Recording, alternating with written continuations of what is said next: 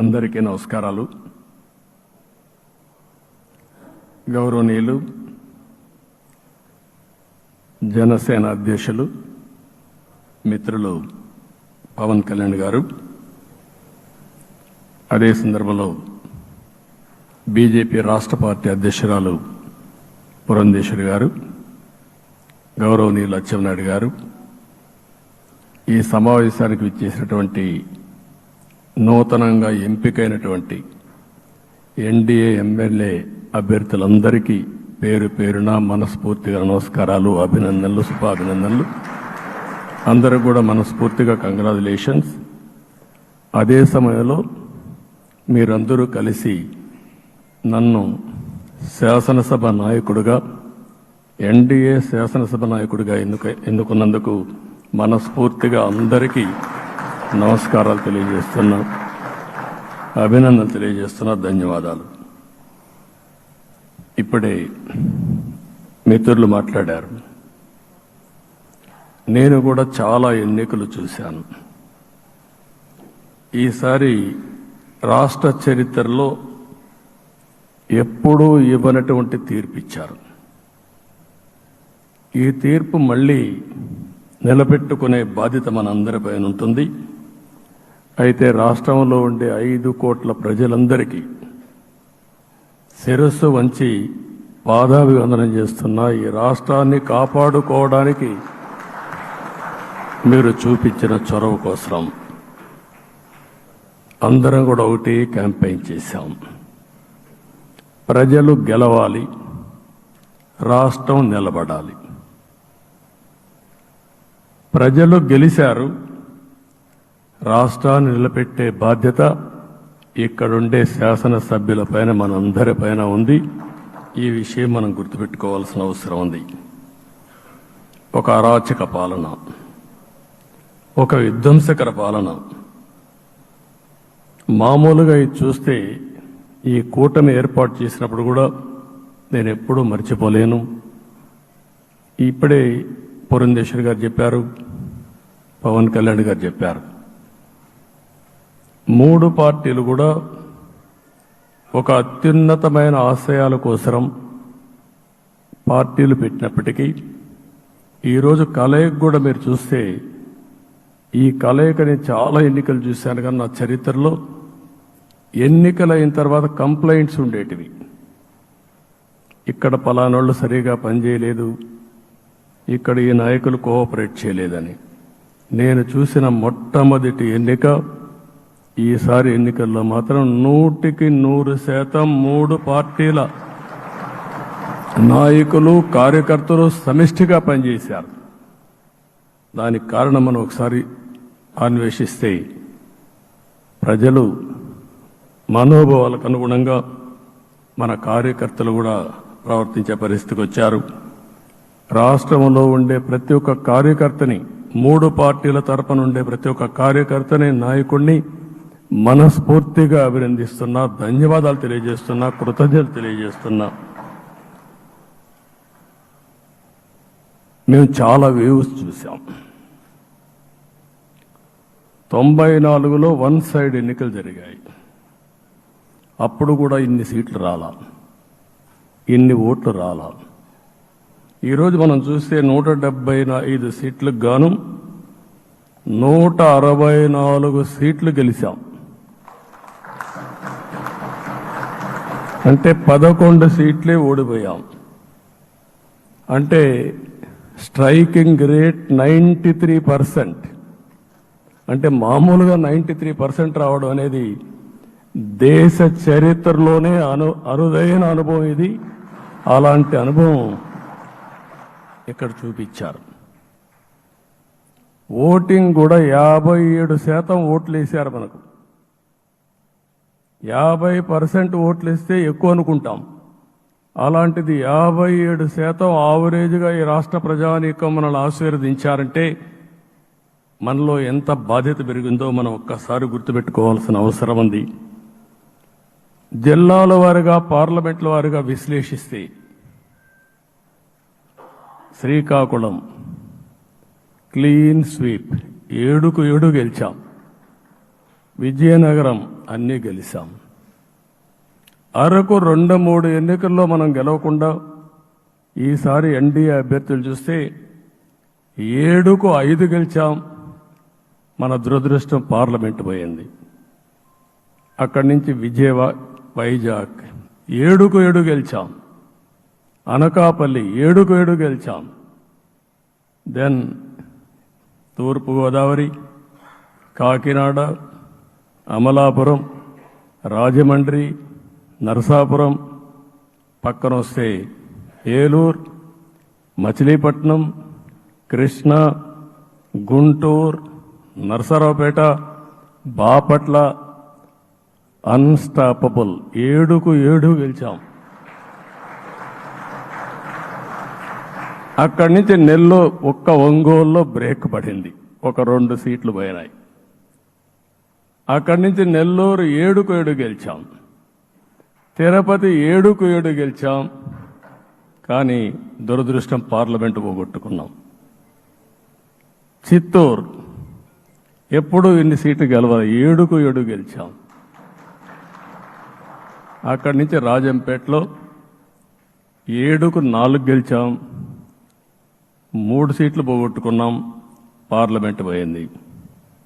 అక్కడి నుంచి మీరు చూస్తే చరిత్రలో ఎప్పుడూ గెలవని విధంగా కడపలో 7కు 5 గెలిచాం మనం.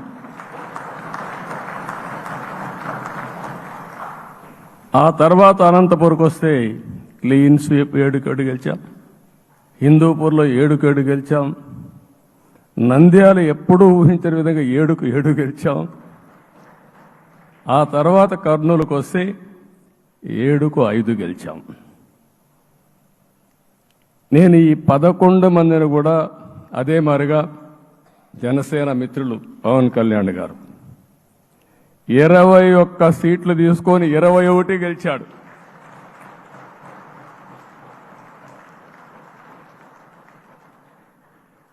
బీజేపీ 10 సీట్లు తీసుకుంటే 10 గెలిచారు, 8 గెలిచారు. అంటే 10కి 8 గెలవడం అనేది ఒక చరిత్ర. ఆ 2 సీట్లు కూడా కొన్ని ప్రత్యేకమైన కారణాల వల్ల ఓడిపోయాం తప్ప ఇంకోటి కాదు. అంటే ఇక్కడ ఒక లెసన్ నాకు మనందరికీ అర్థమైంది ఏంటంటే, అభ్యర్థులు గట్టిగా నిలబడుకున్న ప్రతి ఒక్క చోట ప్రజలు మనల్ని ఆశీర్వదించారు, గెలిపించారు. ఇదే ఈ యొక్క ఎన్నికల్లో మనందరం గుర్తుపెట్టుకోవాల్సిన ఒక ప్రత్యేకమైన విషయం. నేను చాలాసార్లు ఎన్నికలైన తర్వాత సమీక్షలు చేసుకున్నాం, కానీ ఇలాంటి విజయం, ఎలాంటి సాటిస్ఫాక్షన్ ఎప్పుడూ లేదు. దీనికి కారణం ప్రజలు మన మీద నమ్మకం పెట్టుకున్నారు. పార్లమెంట్ ఎన్నికల్లో కాదు, అసెంబ్లీ ఎన్నికల్లో చూస్తే 95,000 ఓట్ల మెజారిటీతో గెలిపించారు. గాజువాక 95,000 ఓట్ల మెజారిటీతో గెలిపించారు. ఈ విషయాలు నేను పవన్ కళ్యాణ్ గారు ఢిల్లీకి వెళ్ళినప్పుడు, పురంధేశ్వరి గారు వచ్చినప్పుడు, ఈ రాష్ట్రంలో ఇచ్చిన మ్యాండేట్ వల్ల ఢిల్లీలో మమ్మల్ని అందరూ గౌరవించే పరిస్థితికి వచ్చారు. మీ గెలుపు వల్ల ఈరోజు ఆంధ్రప్రదేశ్ రాష్ట్ర ప్రతిష్ట పెరిగింది, గౌరవం పెరిగింది. మనకు కూడా గౌరవం పెంచుకునే పరిస్థితికి వచ్చాం. అయితే ఇక్కడ ఒక విషయం మనం గుర్తుపెట్టుకోవాల్సింది, ఎంపిక చేసినప్పుడు అన్ని విషయాలు మేము కూలంకుషంగా ఆలోచించాం. ఏ సీటు ఏ అభ్యర్థులు ఏ పార్టీ తీసుకుంటే గెలుస్తారో ఆలోచించాం. ఒకసారి నేను చాలాసార్లు చూసినప్పుడు సీట్ల ఎంపికలో చాలా సమస్యలు వచ్చేటివి. మొట్టమొదటిసారిగా మొన్న ఎంపికల్లో కూడా చిన్న చిన్న సమస్యలు తప్ప ఎక్కడ పెద్ద సమస్యలు రాలేదు. అంటే మేమందరం కూడా ఒకటి ఆలోచించాం, గెలిపే ధ్యేయంగా పనిచేయాలి. కాబట్టి ఏ సీట్లో ఎవరు సీట్ ఇస్తే వాళ్ళు గెలుస్తారో ఆ సీట్లే ఇచ్చాం.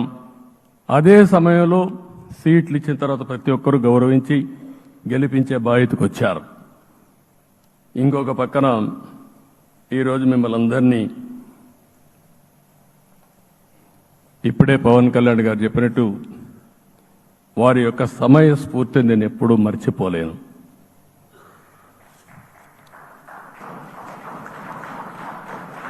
మొట్టమొదటిసారిగా నేను జైల్లో ఉన్నప్పుడు వచ్చాడు.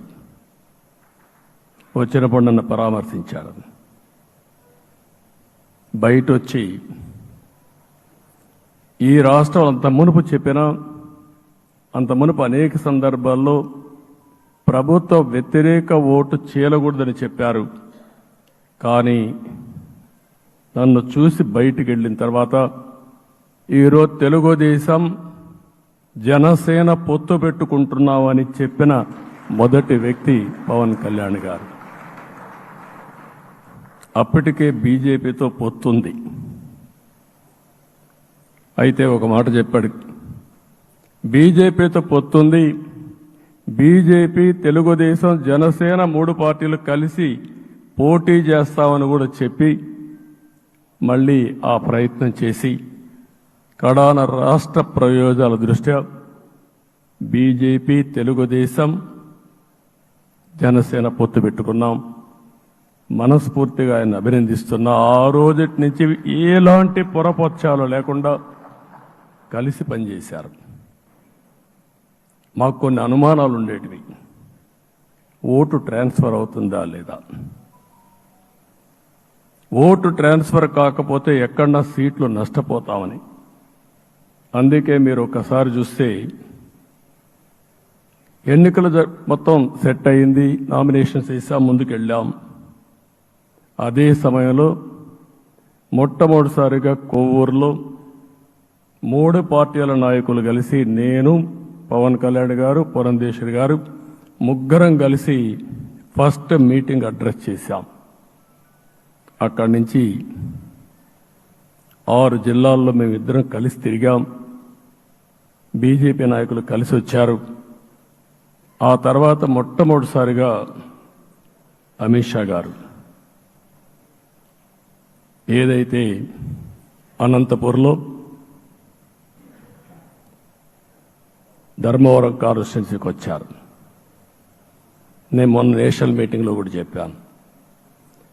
ఆయన వచ్చినప్పుడు చాలా స్పష్టంగా ఎందుకు మేము పొత్తు పెట్టుకున్నామనే విషయాలు చెప్తూ ఈ ప్రభుత్వ అవినీతిని ఎండగట్టారు, సూటిగా మాట్లాడారు.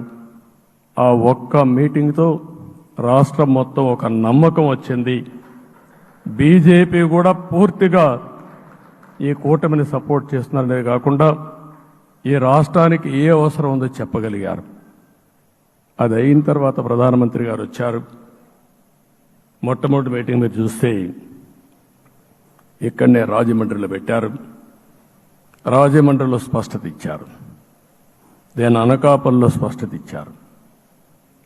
తర్వాత రాజంపేటలో మాట్లాడుతూ చాలా క్లియర్గా చెప్పారు. ఇదే విజయవాడకు వచ్చినప్పుడు రోడ్ షో పెడితే నా జీవితంలో ఎప్పుడూ చూడలేదు, ప్రధానమంత్రి గారు కూడా అదే చెప్పారు, బ్రహ్మాండమైన రోడ్ షో విజయవాడలో జరిగిందని ప్రధానమంత్రి గారు కూడా అభినందించే పరిస్థితికి వచ్చారు. ఇవన్నీ కలయికే మన విజయం. ఈ విషయం మనం గుర్తుపెట్టుకోవాల్సిన అవసరం ఉంది. మీరు కష్టపడ్డారు. నేను చాలా ఎన్నికల్లో చూశాను. అందరూ అభ్యర్థులు కూడా ఈ ఎన్నికల్లో కష్టపడిన విధానం కానీ ఇంత కష్టం నేను ఎప్పుడూ చూడలేదు. ఒక్క మాటలో చెప్పాలంటే ప్రతి ఒక్కరూ మనసు పెట్టి పనిచేశారు. అందుకే ఈ గెలుపు వచ్చిందని చెప్పి కూడా నేను మీకు తెలియజేస్తున్నా. మీ అందరి సహకారంతో రేపు ప్రమాణ స్వీకారం చేస్తున్నాను. దానికి మీ అందరికీ ధన్యవాదాలు. రేపు ప్రమాణ స్వీకారానికి నరేంద్ర మోడీ గారు ప్రధానమంత్రిగా వారు వస్తున్నారు. అదే మరిగా ఎన్డీఏ నాయకులు వస్తున్నారు. ఇది ఒక అరుదైన అనుభవం. అంటే నేను 4వసారి ముఖ్యమంత్రిగా ప్రమాణ స్వీకారం చేస్తున్నాను కానీ ఈసారి దీనికి ఉండే ప్రాధాన్యత, ప్రజలు మన మీద పెట్టుకున్న నమ్మకం, నష్టపోయారు, ఇబ్బందులు పడ్డారు, మన మీద హోప్ పెట్టుకున్నారు. తిరిగి నేను ఒక్కడినే చేసే కార్యక్రమం కాదు. అందరం సమిష్టిగా మళ్ళీ ప్రజలకు రుణం తీర్చుకునే సమయం ఆసన్నమైంది. దానికి ఈ రాష్ట్రానికి పూర్తిగా కేంద్ర సహకారం అవసరం. నిన్న పోయినప్పుడు కూడా నేను చాలా స్పష్టంగా కేంద్ర నాయకత్వాన్ని కోరాను. అటు అమిత్ షా గారిని, అదే మరి ప్రధానమంత్రి గారిని అందరినీ కోరాం. పూర్తిగా సహకరిస్తామని వారు హామీ ఇచ్చారు. దానికి మనందరి తరపున కేంద్రంలో ఉండే ప్రధానమంత్రి నరేంద్ర మోడీ గారిని, అదే మరి అమిత్ షా గారిని, కేంద్ర నాయకత్వాన్ని, అదే మరిగా బీజేపీ దేశ అధ్యక్షుడైనటువంటి నేషనల్ ప్రెసిడెంట్ గారి నడ్డా గారిని మనస్ఫూర్తిగా అభినందిస్తున్నానని చెప్పి కూడా నేను మీకు తెలియజేస్తున్నాను. ఈరోజు 45 సంవత్సరాలుగా రాజకీయాల్లో ఉన్నాను. నేను ఎప్పుడు కూడా రాగద్వేషాలకు అతీతంగా రాజ్యాంగంలో ఏదైతే మనం ప్రమాణం చేస్తామో రాజ్యాంగాన్ని అనుసరించి అదే విధంగా పనిచేశాను. మళ్ళీ ఈరోజు మీ అందరికీ హామీ ఇస్తున్నాం. నాకు అలవాటు ప్రజల కోసం కష్టపడడం, అవిశ్రాంతంగా పనిచేయడం, పోరాటాలు మాత్రమే నాకు తెలుసు. ప్రజాహితం మాత్రం తెలుసు. తప్పకుండా దాన్ని నిలబెట్టుకుంటా. ఇన్ని దశాబ్దాలుగా కూడా ప్రతి అడుగు కూడా మీరు ఒకసారి చూస్తే ప్రతి ఆలోచన, తపన అన్నీ కూడా ప్రజల కోసమే చేశాం. ఈరోజు మనకిచ్చింది ప్రజల అధికారం కాదు. ఇది ఒక పవిత్రమైన అత్యున్నతమైన బాధ్యత మనకు అప్పచెప్పారు. ఈ విషయం అనుక్షణం ప్రతి ఒక్కరూ మనం గుర్తుపెట్టుకోవాల్సిన అవసరం ఉంది. నేను 14 సంవత్సరాలు దగ్గర ముఖ్యమంత్రిగా ఉన్నాను. 15 సంవత్సరాలు ప్రతిపక్ష నాయకుడిగా పనిచేశాను. ఎన్నో సవాళ్లు చూశాను, ఎన్నో సంక్షోభాలు చూశాను. ప్రతి ఒక్క సంక్షోభాన్ని ఒక అవకాశంగా మలుచుకుని ముందుకు పోయాం. ఈరోజు కూడా మీకు అందరికీ ఈరోజు రాష్ట్రంలో మనం చూస్తే చాలా సమస్యలున్నాయి. నా అనుభవాన్ని మొత్తం తీసుకుని పూర్తిగా మీ అందరి సహకారంతో, మిత్రులు పవన్ కళ్యాణ్ గారి సహకారంతో పేద ప్రజల జీవితాలను మార్చడానికి అనునిత్యం ఆలోచిద్దాం. అది చేసి మన నిజాయితీని, మన కృతజ్ఞతని ప్రజలకు తెలియజేద్దాం. అందుకని ఇంకొక పక్క మీరు ఆలోచిస్తే రాష్ట్రం పూర్తిగా శిథిలమైపోయింది. దెబ్బతినని వర్గం అంటూ లేదు. అందుకనే ఓసారి ఆశ్చర్యం కూడా వేస్తుంది. ఈ రాష్ట్రం నుంచి కూలి పనుల కోసం వేరే రాష్ట్రాలకు వెళ్ళిన వ్యక్తులు సొంత డబ్బులు పెట్టుకుని వాళ్ళ యొక్క ఫుడ్ కూడా పాకెట్స్ తయారు చేసుకొని వచ్చి ఓటేసి మళ్ళీ వెళ్ళారు. ఇది ఊహించని పరిణామం. ఇక్కడుండేవాడు ఓటేయడం ఒక ఎత్తైతే, పేదవాడు చిన్న చిన్న పనులు చేసుకునేవాడు కూడా వచ్చి ఓటేశారు. ఎక్కడో అమెరికా, ఆస్ట్రేలియా, ఆఫ్రికా విదేశాల్లో ఉండే ఎన్ఆర్ఐస్ అయితే లక్షల రూపాయలు ఖర్చు పెట్టుకొని వచ్చి పనిచేశారు. లక్షల రూపాయలు ఖర్చు పెట్టుకొని వచ్చి మనకు ఓటేశారు. నా జీవితంలో ఎన్నోసార్లు ఎన్నికలు చూశాను, కానీ ఈసారి ఒక బాధ్యతతో ఓటర్స్ ప్రవర్తించిన తీరు శాశ్వతంగా తెలుగు జాతి చరిత్రలో మిగిలిపోతుంది. అది ఈరోజు జరిగిన విషయం మనం గుర్తుపెట్టుకోవాలి. మనందరం ఒకటే గుర్తుపెట్టుకోవాల్సిన అవసరం ఉంది. ఏ అహంకారంతో విర్రవీగిపోయారో ఆ అహంకారం కూలిపోయింది. ఎన్నోసార్లు మనం చెప్పాం, ఏ వ్యక్తికి పదవి వస్తే వినయం కూడా అవసరం. పదవి వచ్చిందని విర్రవీగిపోయి రేపనేది లేకుండా ఉంటుందనుకుంటే మాత్రం ఇదే జరిగే పరిస్థితి వస్తుంది. అయితే మీ అందరిని నేను కోరేది ఒకటే, ఇవన్నీ ఒక కేస్ స్టడీగా మీరందరం స్టడీ చేసుకోవాల్సిన అవసరం ఉంది. ప్రజలు బూతులు మాట్లాడే నేతల్ని, అరాచక శక్తుల్ని, అవినీతి పరుల్ని చూశారు. పాలకులంటే ఎలా ఉండాలో చూశారు. ఈ 5 సంవత్సరాల్లో పాలకుడు ఎలాంటి వాడు వచ్చి అర్హత లేని వ్యక్తి ఏ విధంగా ఉన్నాడో చూశారంటే, ఈరోజు ఇచ్చిన తీర్పు ఈ 5 ఏళ్లు పరిపాలించినటువంటి వ్యక్తి యొక్క ప్రవర్తన చూసిన తర్వాత ఇలాంటి వ్యక్తి పాలనకు పనికిరాడనే ఉద్దేశంతో ఓట్లు చేసే పరిస్థితికి వచ్చారు. ఇది నా ఉద్దేశ ప్రకారం ఒక కేస్ స్టడీ అవుతుంది, మనందరం కానీ జాగ్రత్తగా ఆలోచిస్తే. కానీ మనం కూడా అదే విధంగా కక్ష తీర్చుకోవాలి అని కానీ మనం ముందుకు పోతే మనకు కూడా సమస్య వస్తుంది. అదే సమయంలో ఒకటే చెప్తున్నా, తప్పు చేసిన వాడిని క్షమించి పూర్తిగా వదిలిపెడితే కూడా మళ్ళా అలవాటుగా మారుతుంది. తప్పు చేసిన వాళ్లకు శిక్ష పడవలసిన అవసరం ఉంది, చట్టపరంగా శిక్షించాల్సిన అవసరం ఉంది. అదే సమయంలో విధ్వంస రాజకీయాలు, కక్షా రాజకీయాలు కాకుండా ఇవన్నిటిని ప్రక్షాళన చేయాల్సిన అవసరం ఉందని చెప్పి కూడా నేను మీకు తెలియజేస్తున్నా.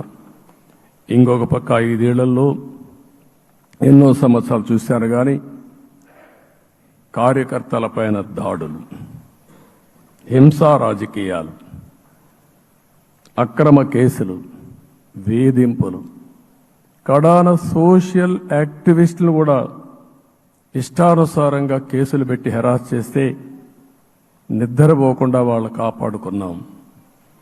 ఇంకొక పక్కన అన్ని పార్టీలకు 3 పార్టీలకు అనుభవం ఉంది.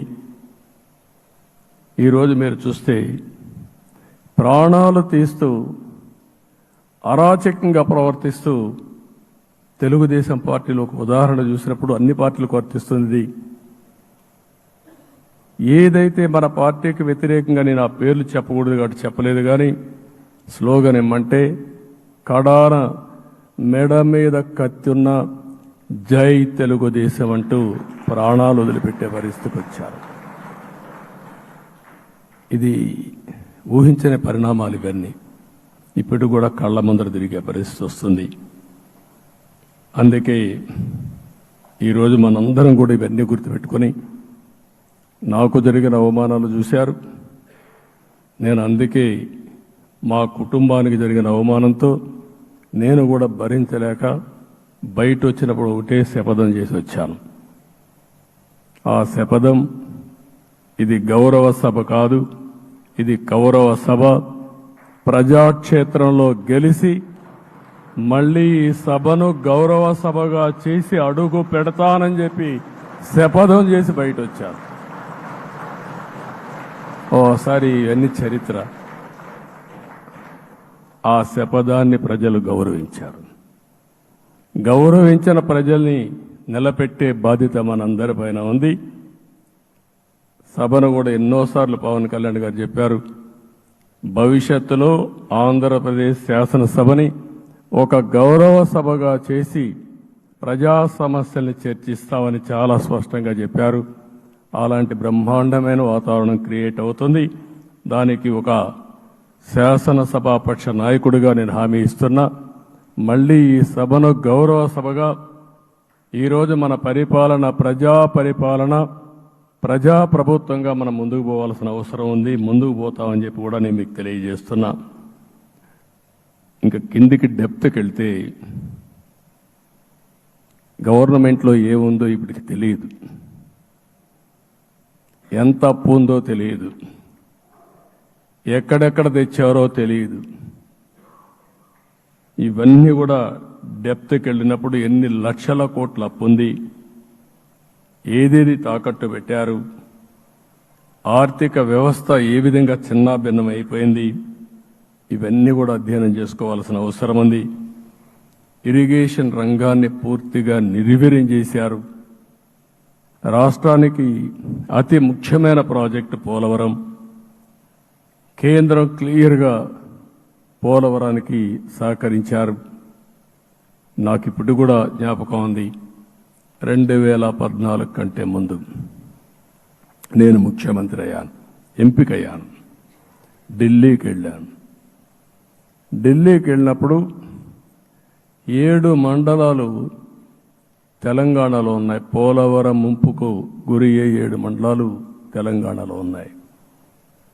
ఆ 7 మండలాలు అక్కడుంటే జూన్ 2వ తారీఖున నోటిఫికేషన్ వస్తే ఆ తర్వాత తెలంగాణ అనుమతి ఉంటే తప్ప, పునరావాసానికి ఒప్పుకుంటే తప్ప మనం పోలవరం కట్టే పరిస్థితి లేదు.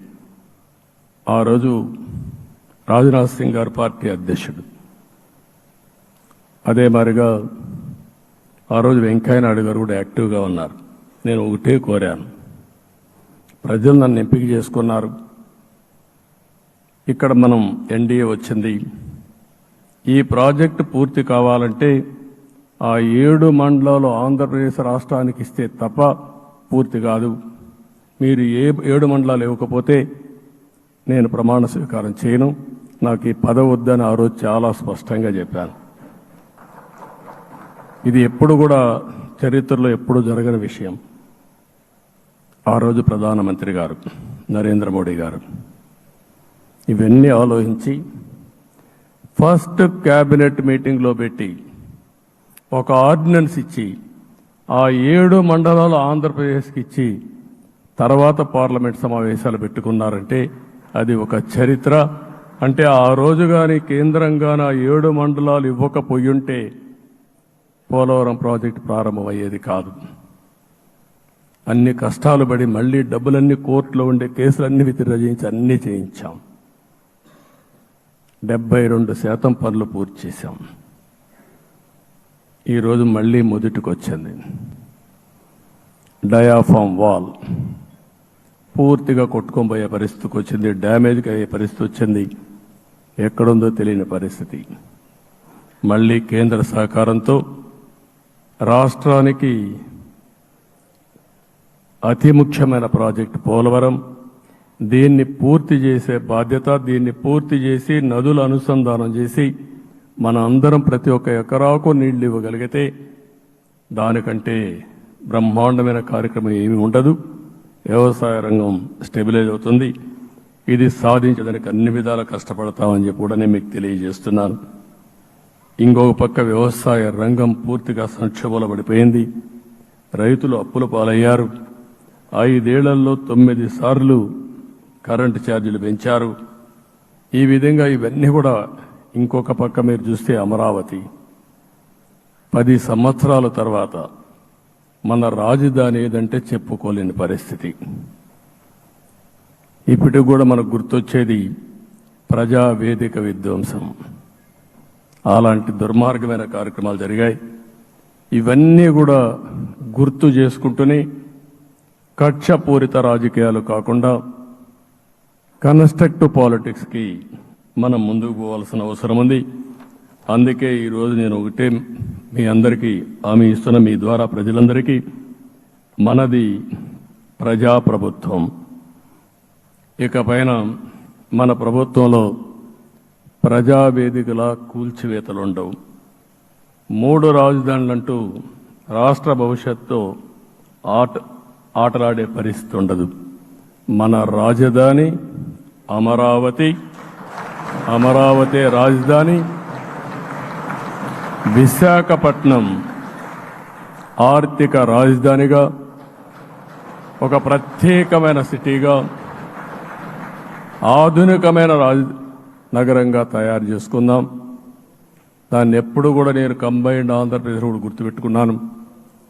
విశాఖపట్నం అటు జనసేనకు, తెలుగుదేశానికి, బీజేపీకి ముగ్గురు కూడా చాలా ముఖ్యమైన నగరం ఇది.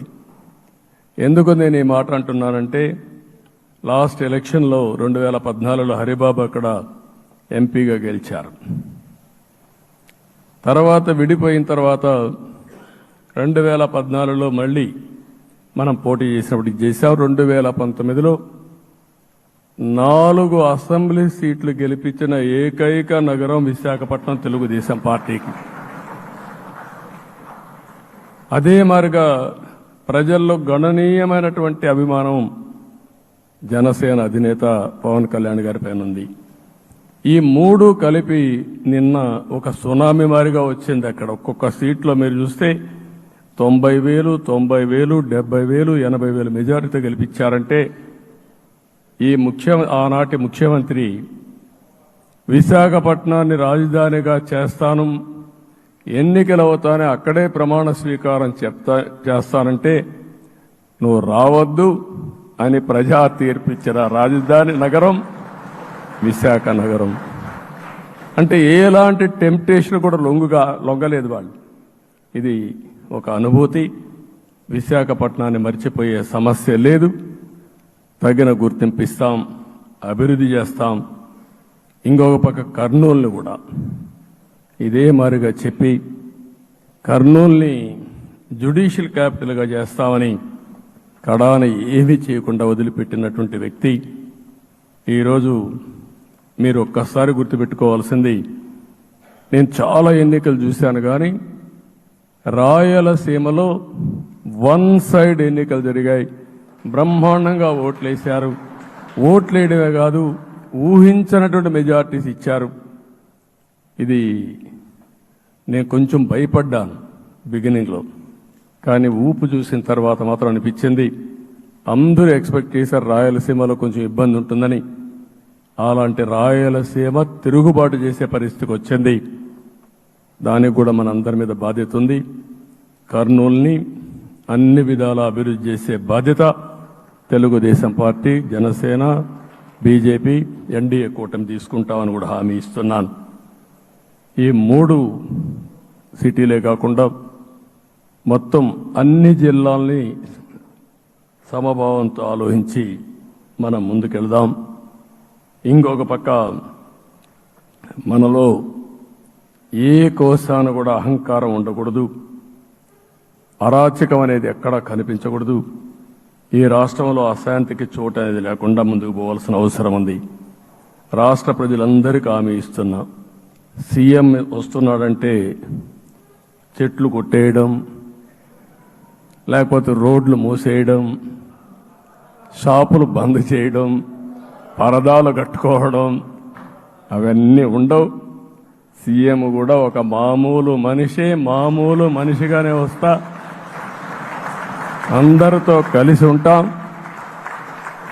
నేను సీఎంగా ఉన్నా, మా మిత్రుడు పవన్ కళ్యాణ్ గారు ఏ హోదాలో ఉన్నది కూడా రేపు అనౌన్స్ చేసుకుంటాం. మేమందరం కూడా సామాన్యమైన వ్యక్తులుగానే వస్తాం మీ దగ్గరికి, మీలో ఒక వ్యక్తిగా ఉంటాం. మాకు హోదా సేవ కోసరం తప్ప పెత్తనం కోసరం కాదు. ఆ విషయం ప్రజలందరి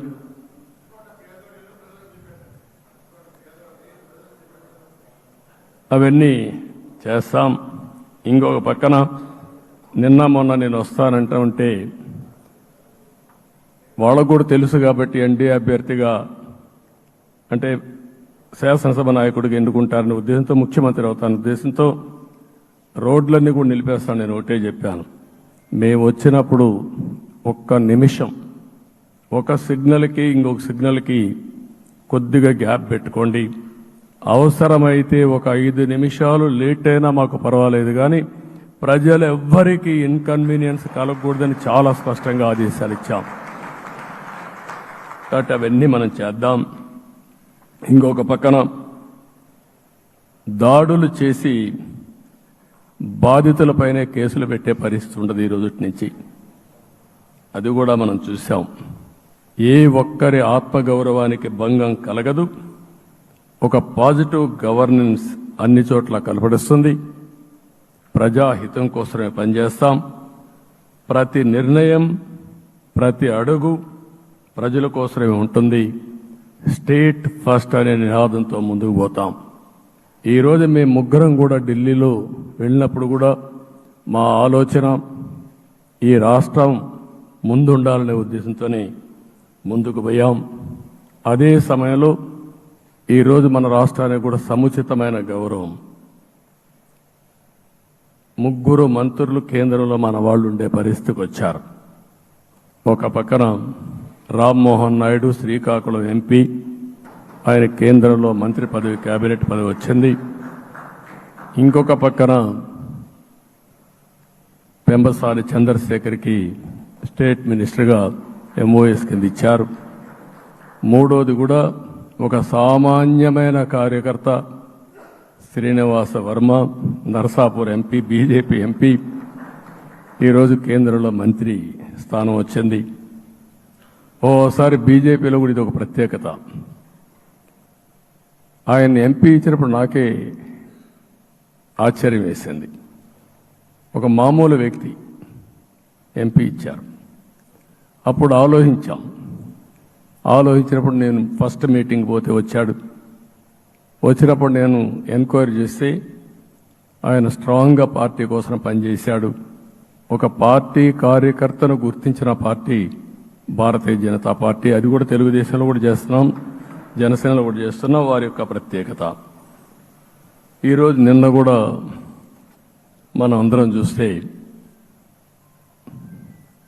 మోదీ గారు మొన్నే మీటింగ్ అయినప్పుడు చూశాం, ఆయన స్పీచ్ను కూడా చూశాం. నేను కూడా చాలా స్పష్టంగా చెప్పాను, 10 సంవత్సరాల మోడీ గారి పరిపాలన దేశ ప్రతిష్ట పెంచింది. ప్రపంచంలోనే భారతీయులకు గుర్తింపు వచ్చింది. 11వ స్థానంలో ఉన్న ఆర్థిక వ్యవస్థ ఈరోజు 5వ స్థానానికి తీసుకొచ్చారు. ఇంకొక పక్కన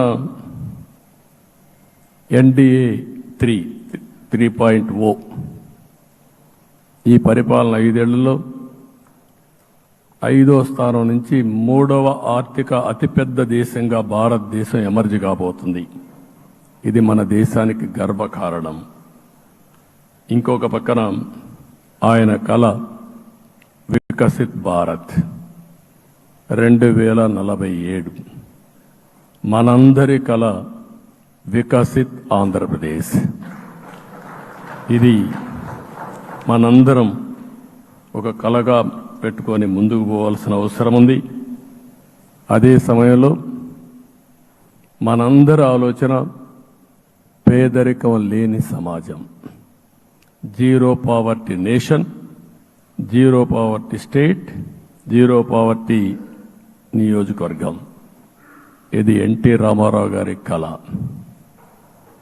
ఆయన చాలాసార్లు నేను మొన్న కూడా చెప్పాను, ఒకప్పుడు కమ్యూనిజం, క్యాపిటలిజం, సోషలిజం ఇది ఆర్థిక సంస్కరణ రాని ముందు ప్రతి ఒక్కరిని అడిగే విధానం. ఎవరిని అడిగినా మీరు ఏ సైడ్ ఉంటారని అడిగేవాళ్ళు. అలాంటి సమయంలో ఎన్టీ రామారావు గారిని మీరు ఏ ఇజాన్ని నమ్ముతారో చెప్పమంటే, నాకు ఈ ఇజాల గురించి తెలియదు, నాకు తెలిసింది ఒకే ఒక ఇజం, అది హ్యూమనిజం అని చెప్పిన ఏకైక నాయకుడు భారతదేశంలో ఎన్టీ రామారావు గారు. ఆయన ఆ రోజు చెప్పింది పేదరికం లేని సమాజాన్ని సృష్టించాలని, పేదవాళ్లే దేవుళ్ళు, సమాజమే దేవాలయం అని చెప్పిన వ్యక్తి. ఆ కళని సాధికారం చేద్దాం. అదే నేను నిన్న చెప్పినప్పుడు కూడా ఈ దేశం అభివృద్ధి కావడంలో ఎలాంటి అనుమానం లేదు. కానీ ఆ అభివృద్ధి ఫలితాలు పేదవాళ్లకు తీసుకుపోవడంలో కాన్షియస్ ప్రజా నిర్ణయాలు తీసుకోవాలి, పబ్లిక్ పాలసీ తీసుకోవాలి. దానికి మన రాష్ట్రం నాంది పలికి కేంద్రానికి కూడా ఒక ఆదర్శంగా మనం నిరూపించుకుందాం.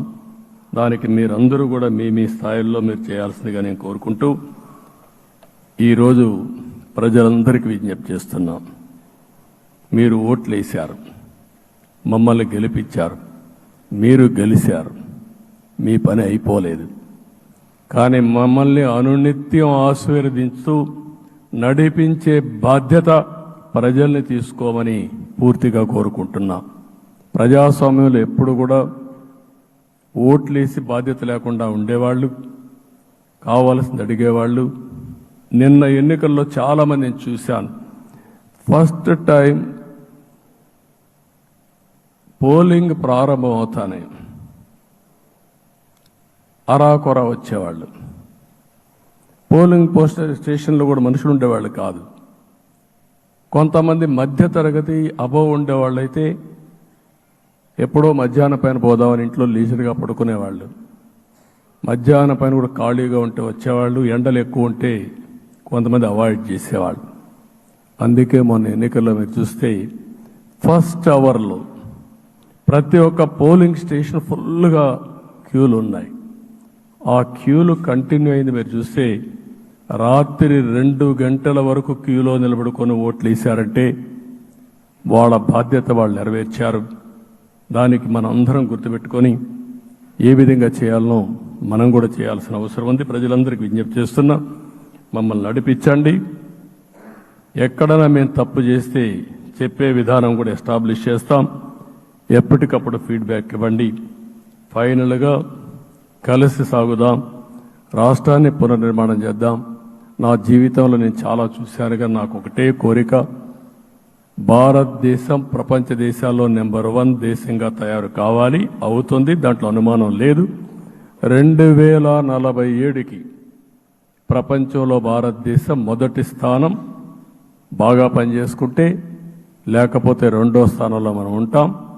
అదే సమయంలో ప్రపంచం మొత్తం భారతీయులు నెంబర్ 1 స్థానంలో ఉంటారు.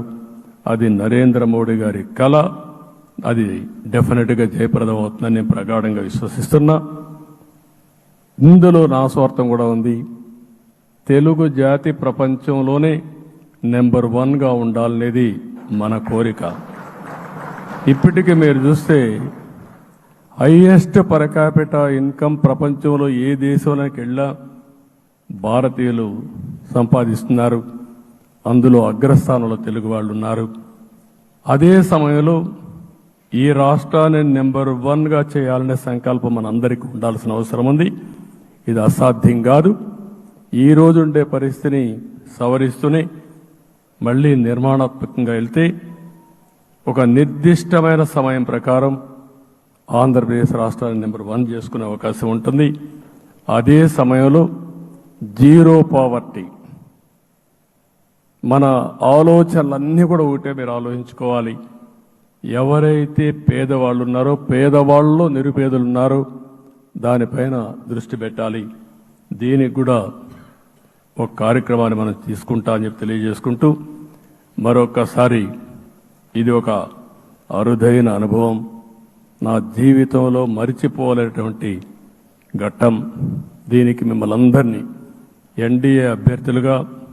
ఎన్డీఏ అభ్యర్థిగా ముఖ్యమంత్రిగా నన్ను ఎంపిక చేసిన ఎన్డీఏ ఎమ్మెల్యేలందరినీ పేరు పేరున మనస్ఫూర్తిగా అభినందిస్తూ, మరొకసారి బాధ్యత ఈ రోజు నుంచి ఇంకా ఎక్కువైంది. నిన్నటి వరకు ఈ రాష్ట్రంలో ప్రతి ఒక్కరికి నిద్ర లేని రాత్రులే, నా ఒక్కడికే కాదు. ఇప్పుడు తలుసుకుంటే ఓసారి బాధేస్తుంది. ఆ బాధపడిన రోజులు చూసుకుంటే, ఒక వ్యక్తిని జైల్లో పెట్టినప్పుడు నాకు 40 రోజుల నుంచి 90 రోజులు 100 రోజులు పట్టేది మళ్ళా బయట తేవాలంటే. మళ్ళా జైల్లో ఏం చేస్తారో తెలియదు. అక్కడి నుంచి ఇంకా ప్రెషర్ మౌంటప్ చేసుకుంటూ వచ్చాం. ఆ త్యాగం చేసిన రోజులను ఒకసారి గుర్తుపెట్టుకుంటూ, సఫర్ అయిన ప్రతి ఒక్కరిని, పార్టీ కార్యకర్తలనే కాకుండా ప్రజలను కూడా గుర్తుపెట్టుకొని, సోషల్ యాక్టివిస్టులు గుర్తుపెట్టుకొని ఈ రాష్ట్ర పునర్నిర్మాణం కోసం ముందుకు పోదామని తెలియజేసుకుంటూ, మరొకసారి మీ అందరికీ మనస్ఫూర్తిగా అభినందనలు తెలియజేసుకుంటూ, నన్ను పూర్తిగా బలపరిచినటువంటి మిత్రుడు పవన్ కళ్యాణ్ గారికి, అదే మరిగా బీజేపీ నాయకత్వానికి, పురంధేశ్వరి గారు ఇక్కడ నేను చూశాను. మేమిద్దరం, వారు ఎంపీ అభ్యర్థిగా ఉన్నప్పటికీ ఎప్పుడో కంప్లైంట్ చేసినా లేకుంటే కోఆర్డినేషన్ ప్రాబ్లం వచ్చినా ఇమీడియట్గా స్పందించి వారు కూడా కోఆర్డినేట్ చేశారు. అందరూ కూడా ఎక్కడ పొరపచ్చాలు లేకుండా మనస్ఫూర్తిగా చేశాం కాబట్టి ఈ గెలుపు సాధ్యమైంది.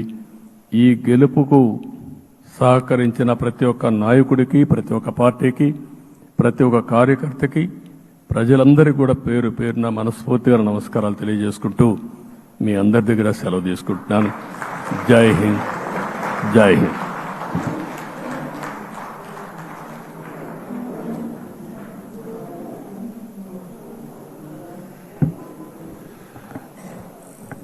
ఎన్డీఏ శాసనసభ పక్షంలో పాల్గొన్నటువంటి పెద్దలు శ్రీ నారా చంద్రబాబు నాయుడు గారికి, జనసేన అధినేత పవన్ కళ్యాణ్ గారికి, బీజేపీ అధ్యక్షురాలు శ్రీమతి పురంధేశ్వర గారికి, తెలుగుదేశం, జనసేన, బీజేపీ శాసనసభ్యులందరికీ కూడా హృదయపూర్వకమైనటువంటి ధన్యవాదాలు తెలియజేస్తూ ఈ సమావేశాన్ని ముగిస్తున్నాం.